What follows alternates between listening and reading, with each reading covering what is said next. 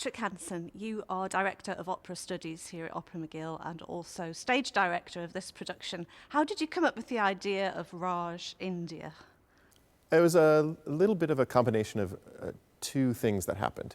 A number of years ago, I was watching the film Avatar, and I was struck by how beautiful that jungle was, and how during the day it was, kind of a regular jungle, and then at night it became this magical alien jungle. And I thought, that could be something down the road for a Midsummer Night's Dream production, maybe.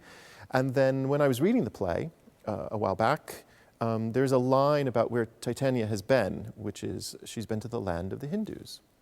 And that comes from the Shakespeare. And I thought, well, why not just go there? But then how to make that happen? And immediately when one comes up with a concept of where you change the place or the setting, you have to really think it all the way through, every character, every moment in the show. And so I pulled out the score, I pulled out the play.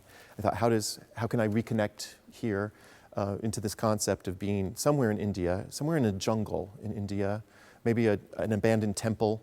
And then it very quickly, it just went click, click, click, click, click. Magical creatures, the fairies in India, magical creatures, supernatural creatures, the local gods and goddesses, the deities, the monkey god, that became Puck almost immediately. It just sort of clicked. The rustics then became the working class, which were the working Indians who were there working for the British. And then it was talking to the set designer, Vincent Lefebvre, the costume designer, Jeanette Crenier, those two particularly, their research into what this might look like, Jeanette's research into these costumes. It just all smoothly went just into a nice, fitting, beautiful production that I'm very proud of. And it's made for a very lavish production and a very technically advanced production for Opera McGill. Yes, it's our biggest production ever, certainly our most technical, the most lights up in the sky, the largest set we've had constructed.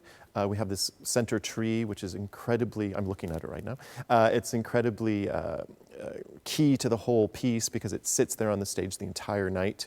We needed to have fog to have the mystical kind of supernatural thing happen, and so there's a lot of dry ice backstage. The costumes themselves are incredibly lavish. The wonderful thing about this webcast is it gives you great close-ups that you can't actually get in Pollock Hall if you're sitting even in the 20th row, 25th row. With all of these high definition cameras, I think we're up to 9 for this webcaster, something crazy like that. It's like going to seeing the Met in the theater, that you get those close-ups, because people are watching this webcast from all over the world. The last webcast that we did for Giulio Cesare, we had some people who were watching it from Turkey, and also in Europe, South America, the United States, Canada. It's friends and family, but then it's also opera lovers, and it's very exciting for us, I think.